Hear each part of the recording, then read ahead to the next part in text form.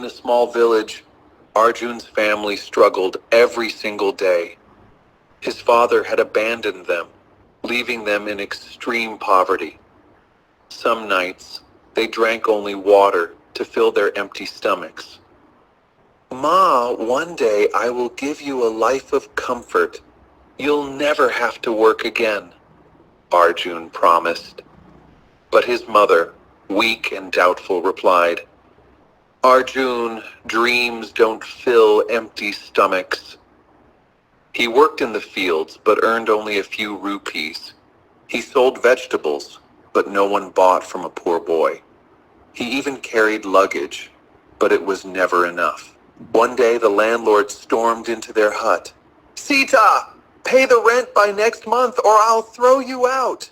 That night, Arjun lay awake, staring at the ceiling.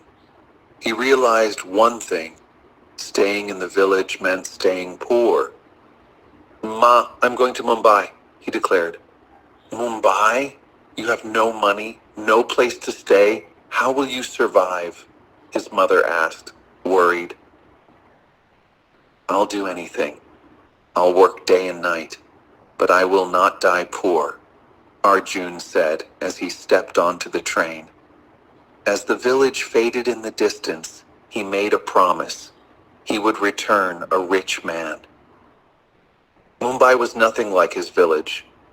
It was big, noisy, and cruel. He had no money, no food, no home. He slept on footpaths, cold and hungry. A scammer tricked him and stole his last R200. For 3 days, he ate nothing. His stomach burned with hunger, but his dreams burned brighter. One evening, outside a fancy restaurant, he watched rich people eat, eyes filled with tears. "One day, I'll have this life," he thought. Inside the restaurant, businessmen spoke about success. "These days, no one wants to do small jobs. Everyone wants quick success," one said. Arjun knocked on the kitchen door. "Sir, give me any work. I'll do it." The manager laughed and handed him a pile of dishes.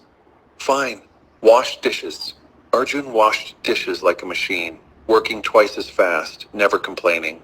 3 months later, he held his R3,000 salary, tears in his eyes.